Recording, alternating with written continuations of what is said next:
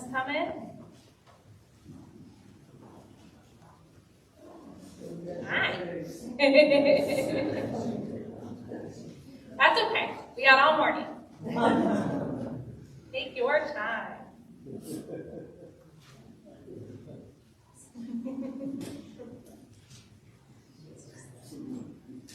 I'm just going to stay a little farther away from you, okay? Since I don't have my mask on. All right, so I have a question. When you've been in church, have you ever seen somebody do this? You have? Does anybody else, have you ever seen somebody do that? Yeah? Do you have any idea why people do that? No idea? What shape am I making? A cross, right? And I don't know if you've noticed this, but usually when we do that, it's when somebody is saying in the name of the Father and of the Son and of the Holy Spirit. And so when we say that, sometimes we remember it for ourselves by making the sign of the cross. The name of the Father and the Son and the Holy Spirit. Do you want to try to do it with me? Okay, you're going to start at your forehead. Go down to kind of like your belly button. You can decide how far down you want to go. And then you're going to go over to your shoulder and then over to your other shoulder. Yeah, let's try it together. Forehead, belly button, shoulder, shoulder. There you go. So, does anybody have any idea or any guesses why we do that when we say Father, Son, and Holy Spirit? What does the cross mean? If you see a cross, what does that mean for you?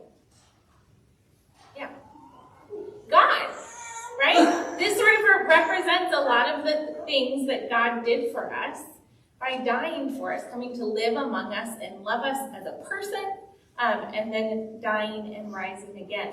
So when we say Father, Son, and Holy Spirit, and we make the sign of the cross, that's our way of remembering that those three names, Father, Son, and Holy Spirit, are all names of the one God.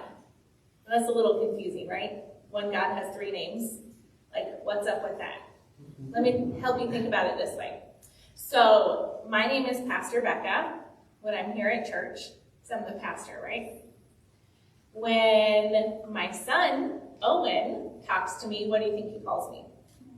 Mom. Calls me mommy. When my parents are talking to me, do you think that they call me Pastor Becca? No, they don't call me Pastor Becca. They call me Becca, or Becca Boo, or Becca Bear, which was my nickname when I was growing up. So this is not a perfect way of understanding about how we use the names Father, Son, and Holy Spirit, but it shows that sometimes we can use lots of names to talk about one person.